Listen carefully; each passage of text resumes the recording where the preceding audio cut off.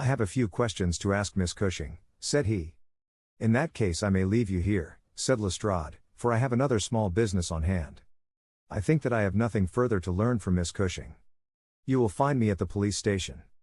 "We shall look in on our way to the train," answered Holmes. A moment later he and I were back in the front room, where the impassive lady was still quietly working away at her antimacassar. She put it down on her lap as we entered and looked at us with her frank, searching blue eyes. "I am convinced, sir," she said, "that this matter is a mistake, and that the parcel was never meant for me at all. I have said this several times to the gentleman from Scotland Yard, but he simply laughs at me. I have not an enemy in the world, as far as I know, so why should anyone play me such a trick?" "I am coming to be of the same opinion, Miss Cushing," said Holmes, taking a seat beside her. "I think that it is more than probable." He paused, and I was surprised, on glancing round, to see that he was staring with singular intentness at the lady's profile. Surprise and satisfaction were both for an instant to be read upon his eager face, though when she glanced round to find out the cause of his silence he had become as demure as ever. I stared hard myself at her flat, grizzled hair, her trim cap, her little gilt earrings, her placid features, but I could see nothing which could account for my companion's evident excitement. There were one or two questions. "Oh, I am weary of questions," cried Miss Cushing impatiently. "You have two sisters, I believe. How could you know that?" "I observed the very instant that I entered the room that you have a portrait group of 3 ladies upon the mantelpiece, one of whom is undoubtedly yourself, while the others are so exceedingly like you that there could be no doubt of the relationship." "Yes, you are quite right. Those are my sisters, Sarah and Mary. And here at my elbow is another portrait, taken at Liverpool, of your younger sister, in the company of a man who appears to be a steward by his uniform. I observed that she was unmarried at the time." "You are very quick at observing." "That is my trade." "Well, you are quite right. But she was married to Mr. Browner a few days afterwards. He was on the South American line when that was taken, but he was so fond of her that he couldn't abide to leave her for so long, and he got into the Liverpool and London boats." "Ah, the Conqueror, perhaps?" "No, the May Day, when last I heard. Jim came down here to see me once. That was before he broke the pledge, but afterwards he would always take drink when he was ashore, and a little drink would send him stark, staring mad. Ah! It was a bad day that ever he took a glass in his hand again. First he dropped me, then he quarreled with Sarah, and now that Mary has stopped writing we don't know how things are going with them." It was evident that Miss Cushing had come upon a subject on which she felt very deeply. Like most people who lead a lonely life, she was shy at first, but ended by becoming extremely communicative. She told us many details about her brother-in-law the steward, and then wandering off on the subject of her former lodgers, the medical students, she gave us a long account of their delinquencies, with their names and those of their hospitals. Holmes listened attentively to everything, throwing in a question from time to time. "About your second sister, Sarah," said he. "I wonder, since you are both maiden ladies, that you do not keep house together." "Ah!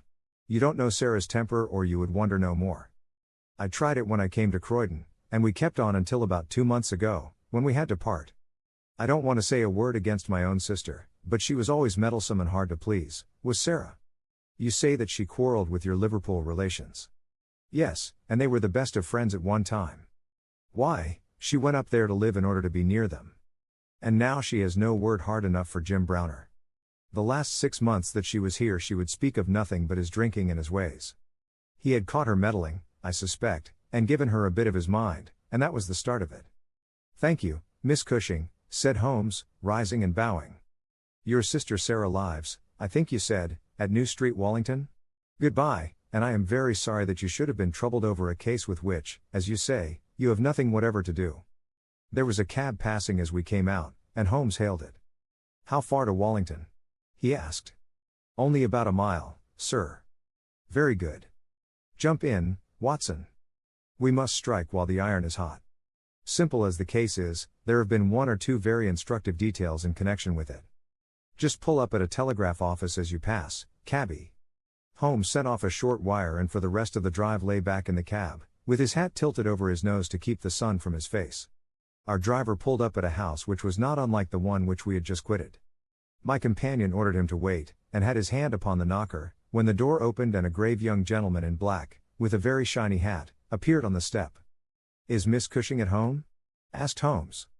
"Miss Sarah Cushing is extremely ill," said he. She has been suffering since yesterday from brain symptoms of great severity. As her medical advisor, I cannot possibly take the responsibility of allowing anyone to see her.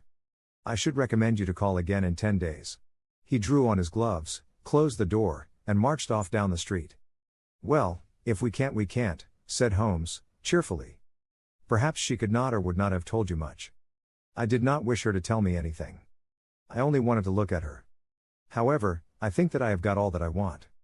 Drive us to some decent hotel, cabby, where we may have some lunch, and afterwards we shall drop down upon friend Lestrade at the police station. We had a pleasant little meal together, during which Holmes would talk about nothing but violins, narrating with great exultation how he had purchased his own Stradivarius, which was worth at least 500 guineas, at a Jew broker's in Tottenham Court Road for 55 shillings. This led him to Paganini, and we sat for an hour over a bottle of claret while he told me anecdote after anecdote of that extraordinary man.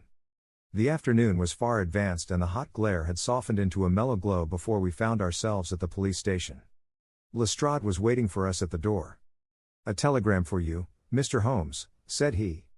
"Ha! It is the answer." He tore it open, glanced his eyes over it, and crumpled it into his pocket. "That's all right," said he. "Have you found out anything?" "I have found out everything." "What?" Lestrade stared at him in amazement. "You are joking." "I was never more serious in my life. A shocking crime has been committed, and I think I have now laid bare every detail of it." "And the criminal?" Holmes scribbled a few words upon the back of one of his visiting cards and threw it over to Lestrade. "That is the name," he said. "You cannot effect an arrest until tomorrow night at the earliest.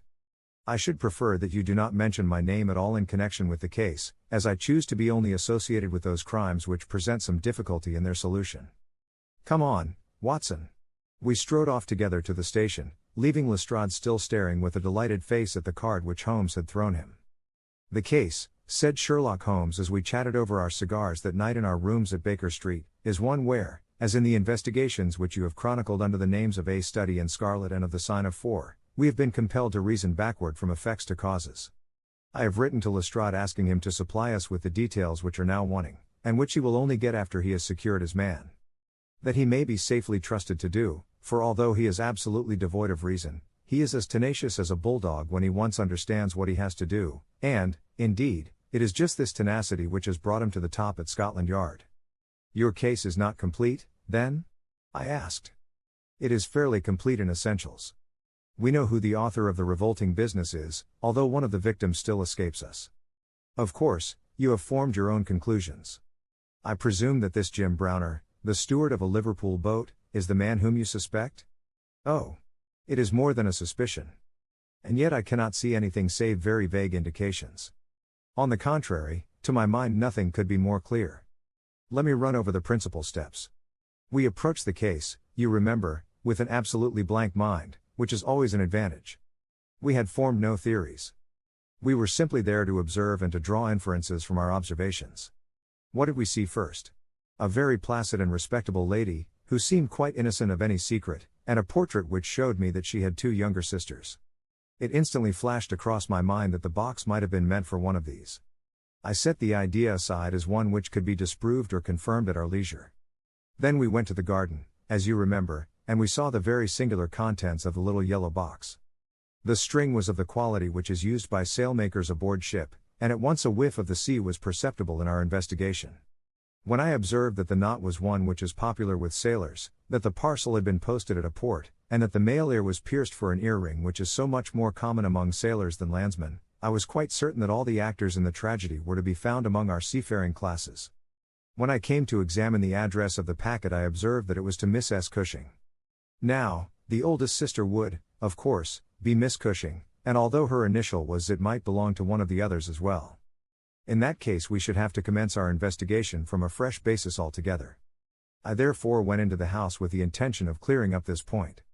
I was about to assure Miss Cushing that I was convinced that a mistake had been made when you may remember that I came suddenly to a stop. The fact was that I had just seen something which filled me with surprise and at the same time narrowed the field of our inquiry immensely. As a medical man, you are aware, Watson, that there is no part of the body which varies so much as the human ear. Each ear is as a rule quite distinctive and differs from all other ones. In last year's Anthropological Journal you will find 2 short monographs from my pen upon the subject. I had, therefore, examined the ears in the box with the eyes of an expert and had carefully noted their anatomical peculiarities. Imagine my surprise, then, when on looking at Miss Cushing I perceived that her ear corresponded exactly with the female ear which I had just inspected. The matter was entirely beyond coincidence. There was the same shortening of the pinna, the same broad curve of the upper lobe, the same convolution of the inner cartilage. In all essentials it was the same ear. Of course I at once saw the enormous importance of the observation. It was evident that the victim was a blood relation and probably a very close one. I began to talk to her about her family, and you remember that she at once gave us some exceedingly valuable details. In the first place, her sister's name was Sarah, and her address had until recently been the same, so that it was quite obvious how the mistake had occurred and for whom the packet was meant.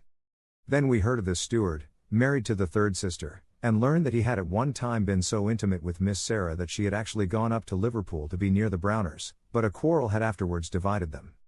This quarrel had put a stop to all communications for some months, so that if Browner had occasion to address a packet to Miss Sarah, he would undoubtedly have done so to her old address. And now the matter had begun to straighten itself out wonderfully. We had learned of the existence of this steward, an impulsive man, of strong passions. You remember that he threw up what must have been a very superior berth in order to be nearer to his wife, subject, too, to occasional fits of hard drinking. We had reason to believe that his wife had been murdered, and that a man, presumably a seafaring man, had been murdered at the same time. Jealousy, of course, at once suggests itself as the motive for the crime. And why should these proofs of the deed be sent to Miss Sarah Cushing? Probably because during her residence in Liverpool she had some hand in bringing about the events which led to the tragedy. You will observe that this line of boats calls at Belfast, Dublin, and Waterford, so that, presuming that Browner had committed the deed and had embarked at once upon his steamer, the Mayday, Belfast would be the first place at which he could post his terrible packet. A second solution was at this stage obviously possible, and although I thought it exceedingly unlikely, I was determined to elucidate it before going further. An unsuccessful lover might have killed Mr. and Mrs. Browner, and the male heir might have belonged to the husband. There were many grave objections to this theory, but it was conceivable. I therefore sent off a telegram to my friend Alger, of the Liverpool force, and asked him to find out if Mrs. Browner were at home, and if Browner had departed in the Mayday. Then we went on to Wallington to visit Miss Sarah. I was curious, in the first place, to see how far the family ear had been reproduced in her. Then, of course, she might give us very important information, but I was not sanguine that she would. She must have heard of the business the day before, since all Croydon was ringing with it, and she alone could have understood for whom the packet was meant. If she had been willing to help justice she would probably have communicated with the police already. However, it was clearly our duty to see her, so we went. We found that the news of the arrival of the packet, for her illness dated from that time, had such an effect upon her as to bring on brain fever. It was clearer than ever that she understood its full significance, but equally clear that we should have to wait some time for any assistance from her. However, we were really independent of her help. Our answers were waiting for us at the police station, where I had directed Alger to send them. Nothing could be more conclusive. Mrs. Browner's house had been closed for more than 3 days, and the neighbors were of opinion that she had gone south to see her relatives. It had been ascertained at the shipping offices that Browner had left aboard of the Mayday, and I calculate that she is due in the Thames tomorrow night. When he arrives he will be met by the obtuse but resolute Lestrade, and I have no doubt that we shall have all our details filled in.